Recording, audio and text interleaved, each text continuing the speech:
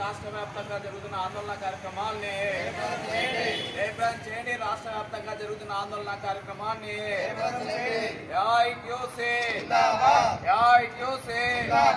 AP municipal workers union ఇవి విడుదల చేయాలి. పెండింగ్ లో ఉన్న సరెండర్ లీవ్లను డిఏలను విడుదల చేయాలి. పెండింగ్ లో ఉన్న సరెండర్ లీవ్లను డిఏలను విడుదల. పూర్వం సుబ్బరాయుడు, ఏఐటీసీ అనుబంధ ఏపీ మున్సిపల్ వర్కర్స్ యూనియన్ రాష్ట్ర ప్రధాన కార్యదర్శి. ఫిబ్రవరి 17 నుండి రాష్ట్ర వ్యాప్తంగా మార్చి 6 వరకు దశలవారీ ఆందోళన కార్యక్రమాల్ని మున్సిపల్ కార్పొరేషన్, నగర పంచాయతీలలో మున్సిపల్ పారిశుద్ధ్య, అవుట్సోర్సింగ్, ఇంజనీరింగ్ కార్మికులు అలాగే పర్మనెంట్ ఉద్యోగ కార్మికుల చేత ఆందోళన కార్యక్రమాలకు రాష్ట్ర సమితి పిలుపునిచ్చింది. అందులో భాగంగా నేడు పొద్దుటూరు పట్టణ సమితి ఆధ్వర్యంలో ఇవాళ ఇక్కడ ఆందోళన కార్యక్రమాన్ని అధ్యక్షుడు రామయ్య గారి ఆధ్వర్యంలో జరుగుతూ ఉంది. ప్రధానంగా రాష్ట్ర ప్రభుత్వానికి మేము విన్నవించుకోవడం ఏంటంటే, గత ప్రభుత్వంలో సరెండర్ లీవ్లు కానీ డిఏలు కానీ పెండింగ్లో అలాగే ఉండిపోయాయి. ఈ ప్రభుత్వం వచ్చిన తర్వాత కూడా డిఏలు ఒక డిఏ అందుకు పెండింగ్లో ఉన్నటువంటి పరిస్థితి, సరెండర్ లీవ్ ఎన్కాష్మెంట్ కూడా పెండింగ్లో ఉంది. గత ప్రభుత్వాన్ని యొక్క విధి విధానాలు కార్మికుల ఉద్యోగుల పట్ల అవలంబించినటువంటి వైఖరికి నిరసనగానే ఉద్యోగ కార్మికులందరూ గుడ్డుగుత్తగా ఈ కూటమి ప్రభుత్వాన్ని అధికారులకు తెచ్చారని చెప్పి చంద్రబాబు నాయుడు గారు కూడా అంగీకరించారు. ఆ మేరకి ఉద్యోగ కార్మికులకు అన్యాయం చేయనని చెప్పినటువంటి పరిస్థితి. అయితే తీరా ఇవాళకి 9వ నెల గడిచిపోతుంది ఈ కూటమి ప్రభుత్వం వచ్చి. ఇంతవరకు మున్సిపల్ కార్మికుల సమస్యలపైన కానీ, ఉద్యోగుల ఇబ్బందులపైన కానీ వీటన్నిపైన దృష్టి పెట్టినటువంటి పరిస్థితి. ఈ దశలో ఏపీ మున్సిపల్ వర్కర్స్ యూనియన్ ఆందోళన కార్యక్రమాలకి తీసుకుంటున్నాము. ఇవాళ రాష్ట్ర ప్రభుత్వం సత్వరం పెండింగ్లో ఉన్నటువంటి ఒక్కొక్క మున్సిపాలిటీలో ఒక్కొక్క విధంగా ఉన్నాయి. పోలీస్ శాఖలు అయితే కనుక సరెండర్ లీవ్లు అందరికీ వచ్చేసినాయి, ఎన్కాష్మెంట్, అలాగే ఇతర మెడికల్ వచ్చేసినాయి, టీచర్లకు వచ్చినాయి. కానీ మున్సిపల్ శాఖలో ఉన్నటువంటి ఉద్యోగులకు కానీ, కార్మికులకు కానీ ఒక చోట 4 సరెండర్ లీవ్లు, ఒక చోట 3, ఒక చోట 2 అంటూ ఇష్టానుసారంగా అస్తవ్యస్తంగా చేపల మార్కెట్లో కువ్వబోసినట్లుగా ఎక్కడ పడితే అక్కడ ఎన్ని ఉన్నాయో కూడా లెక్కలు తేలినటువంటి పరిస్థితి ఇవాళ రాష్ట్ర వ్యాప్తంగా ఉంది. ఇది సరైనటువంటి పద్ధతి కాదని చెప్పేసి మేము ఏపీ మున్సిపల్ వర్కర్స్ యూనియన్గా తెలియజేస్తా ఉన్నాం. సత్వరం డిఏలు కూడా విడుదల చేయాలి. ఇవాళ రాష్ట్ర ప్రభుత్వం మంత్రివర్గ సమావేశంలో గత మాసంలో వేస్తున్నటువంటి సందర్భంలో కూడా ఒక మాట చెప్పారు. ఆఫ్కాస్ను రద్దు చేస్తూ ఉన్నాం. ఆర్థిక భారం అనేటువంటిది మున్సిపాలిటీలకు పడకుండా ఆ సంస్థకు సంబంధించి, ప్రైవేట్ కంపెనీ వాడికి సంబంధించి అధికంగా రాబడి ఉంది, దానివల్ల ప్రయోజనం లేకుండా పోతా ఉంది. కాబట్టి ఆఫ్కాస్ను రద్దు చేసేసి మున్సిపల్ శాఖలు లేదా ఇతర వైద్య శాఖ కావచ్చు, ప్రభుత్వ శాఖలే కార్మికుల, ఉద్యోగుల నిర్వహణ, అవుట్సోర్సింగ్ సంబంధించి వేతనాలు చెల్లింపు ఇవన్నీ చేస్తామని చెప్పారు. అన్నీ చెప్పి తీరా చివరిలో 2 ప్రైవేట్ కంపెనీలకు ఇస్తామని చెప్పేసి వీటి నిర్వహణను మళ్ళీ ఒక మాట చెప్పినటువంటి పరిస్థితి. గతంలో 279 జీవోను చంద్రబాబు నాయుడు గారు ప్రభుత్వం తెచ్చిన తర్వాత పిఎఫ్ డబ్బులు ఎగరగొట్టినటువంటి పరిస్థితి. 6 నెలలుగా విజయవాడ, గన్నవరం నుంచి ఈ సెక్రటరియట్ వరకు వేసినటువంటి ప్రధాన రహదారిలో ఉన్నటువంటి పన్నులకు సంబంధించి, కార్మికులకు సంబంధించి వేతనాలు ఇవ్వకుండానే ఆయన అబ్స్కాండ్ అయినటువంటి పరిస్థితి. ఉమామహేశ్వరరావు ఇవన్నీ గతంలో జరిగినటువంటి అంశాలన్నింటినీ దృష్టిలో పెట్టుకోవాలి. కార్మికుల సమస్యలను, పిఎఫ్, ఈఎస్ఐ, జీతాల చెల్లింపు ఇవన్నీ కూడా మేము గతంలోనూ చెప్తా ఉన్నాం, ఇప్పటికి కూడా చెప్తున్నాం. మేము మున్సిపల్ కార్మికులం, ఆప్కాస్ కార్మికులం కాదు, ఆప్కాస్ ఉద్యోగులం కాదు. అది ఒక ప్రైవేట్ కమిటీ. మీరు దయచేసి మున్సిపల్ శాఖనే వేతనాల చెల్లింపులు చేపట్టి మాకు పని భద్రత కల్పించాలని చెప్పి కోరుతా ఉన్నాం. అట్లా కాని పక్షంలో ఇవాళ మినిమం వేజ్ దగ్గరికి, బేసిక్ పే దగ్గరగా ఉన్నాం కాబట్టి, శానిటేషన్ వర్కర్లము అయితే బేసిక్ పేను దాటాం కాబట్టి మమ్మల్ని రెగ్యులరైజ్ చేయాలని కూడా ఇవాళ అడుగుతా ఉన్నాం.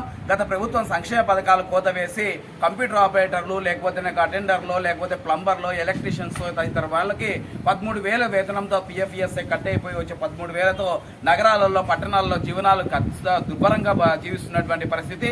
వీళ్ళకి సంక్షేమ పథకాలు రాకపోవడం మూలంగా వారి పిల్లలకు చెందాల్సినటువంటి విద్యా దీవెన కానీ, అమ్మఒడి కానీ ఇట్లాంటివన్నీ కూడా లేకపోవడం మూలంగా తిరిగి పిల్లలను డ్రాప్అవుట్స్గా మార్చి కార్మికులుగా మళ్లిస్తున్నటువంటి పరిస్థితి. ఇది అత్యంత ప్రమాదకరమైనటువంటి పరిస్థితులు గత ప్రభుత్వంలో అనుభవించాం. ఇప్పటికైనా ఈ ప్రభుత్వం నిన్న గవర్నర్ గారికి ప్రసంగం కూడా చేశారు. 2049 వరకు ఆయన చంద్రబాబు నాయుడు గారి విజన్ పెట్టారు. 2049 వరకు మీ విజన్ మాకు వద్దు నాయన, మీరు రేపు పరిపాలించి 29 వరకు 5 ఏళ్లకు గాను దీనికి సంబంధించినటువంటి మా భవిష్యత్తు ఏందో మీరు నిర్దేశించండి, సంక్షేమ పథకాలు విడుదల చేయండి అని చెప్పేసి ఏపీ మున్సిపల్ వర్కర్స్ యూనియన్ రాష్ట్ర సంఘంగా అలాగే పట్టణ సంఘంగా డిమాండ్ చేస్తా ఉన్నాం. లేని పరిస్థితుల్లో మార్చి 6వ తారీఖున చలో విజయవాడ నడిపి తీరుతాం, అక్కడ తాడోపేడ ప్రభుత్వంతో తేల్చుకుంటామని చెప్పేసి హెచ్చరిస్తా ఉన్నాం. Municipal workers union president. ఇవాళ ప్రభుత్వ సంస్థల్లోనే ఇంజస్టిస్ జరుగుతుంది, అన్యాయం జరుగుతుంది. ఎక్కడైనా ప్రైవేటు సంస్థలలోనూ లేకపోతే ఇతరత్ర ప్రైవేటు యాజమాన్యాలలోనూ అన్యాయాలు జరుగుతాయి. కానీ ప్రభుత్వ సంస్థల్లోనే ప్రభుత్వ వ్యవస్థలోనే అన్యాయాలు జరుగుతూ ఉన్నాయి. ఇవాళ ఒకే సంస్థలో ఒకే పని చేస్తున్నటువంటి వాళ్ళ మధ్య జీతాలలో వ్యత్యాసాలు ఉన్నాయి, ఇతర సౌకర్యాలు పొందడంలో వ్యత్యాసాలు ఉన్నాయి. ఆ వ్యత్యాసాలని రద్దు చేయమని చెప్పేసి సుప్రీంకోర్టు సమాన పనికి సమాన వేతనం ఇవ్వమని చెప్పినా కానీ మున్సిపాలిటీలో పర్మనెంట్ ఎంప్లాయీకి ఇచ్చే జీతానికి లేదా అవుట్సోర్సింగ్ కాంట్రాక్ట్ సిస్టంలో పనిచేసేటువంటి ఈ వర్కర్కి ఇచ్చేటువంటి జీతంలో విపరీతమైనటువంటి వ్యత్యాసం ఉంది. మరి సుప్రీంకోర్టు కూడా తీర్పు ఇచ్చిన తర్వాత సమాన పనికి సమాన వేతనం అని చెప్పేసి రాజ్యాంగబద్ధంగా రాజ్యాంగంలో ఉన్నటువంటి పనికి అర్థం చెప్పి సుప్రీంకోర్టు అమలు చేయమని చెప్పినా కూడా ఈ ప్రభుత్వాలు ఈ వ్యవస్థలు ఈ మున్సిపల్ వ్యవస్థ ఎందుకు గాను ఈ అన్యాయాన్ని ఈ ఇంజస్టిస్ను తొలగించకుండా ఉంది. వీళ్ళు అదే పని చేస్తున్నారు, వాళ్ళు అదే పని చేస్తున్నారు. అటువంటిప్పుడు వ్యత్యాసం ఎందుకు? ఈ వ్యత్యాసం ఉండకూడదని చెప్పేసి మేము డిమాండ్ చేస్తూ ఉన్నాం. పైగా ఏం చేస్తూ ఉన్నారు? రిక్రూట్మెంట్ లేదు. పర్మనెంట్ ఎంప్లాయీస్ రిటైర్ అయినటువంటి వాళ్ళు రిటైర్ అయిపోతూ ఉన్నారు. వాళ్ళ స్థానాల్లో ఇవాళ తీసుకోవడం లేదు, కొత్త వాళ్ళని తీసుకోవడం లేదు. ఎందుకు తీసుకోవడం లేదంటే ప్రైవేట్ ఏజెన్సీలకు అప్పచెప్పి వర్కర్స్ను లూటీ చేసి, అంటే పర్మనెంట్ ఎంప్లాయీకి అయితే 50,000 60,000 ఇవ్వాలి కాబట్టి అదే అవుట్సోర్సింగ్ కాంట్రాక్ట్ సిస్టంలో ఉన్నటువంటి వాళ్లకు తక్కువ వేతనాలు ఇవ్వచ్చు కాబట్టి వాళ్ళ శ్రమను దోచుకోవడానికి, తద్వారా ప్రైవేటు ఏజెన్సీలు లాభాలు పొందడానికి ప్రభుత్వమే ఏజెన్సీగా పనిచేస్తూ ఉంది. ఇది ఎక్కడి న్యాయం అని చెప్పేసి మేము అడుగుతూ ఉన్నాం. అందుకని ఇప్పటి నుంచి మీరు ఇప్పుడు ఇవాళ నగరాలు పెరిగిపోతున్నాయి, పట్టణం పెరిగిపోతూ ఉంది. ఒకవైపు ఎక్సెస్ ఉందంటున్నారు, వర్క్ ఫోర్స్ ఎక్సెస్ ఉంటే గిన పారిశుద్ధ్యం ఏ రకంగా ఉంది? పారిశుద్ధ్యం అన్నా సక్రమంగా ఉందంటే పారిశుద్ధ్యం కూడా సక్రమంగా లేదు. ఒకవైపు పర్మనెంట్ ఎంప్లాయీస్లు ఏమో పాపం అందరూ ముసలి వాళ్ళు ఉన్నారు, వాళ్ళు ఎంతవరకని పని చేయగలరు? కాబట్టి ఈ సిస్టాన్ని ప్రైవేట్ ఏజెన్సీలకు ఇచ్చేటువంటి పద్ధతిని మానుకొని తొలగించాలి.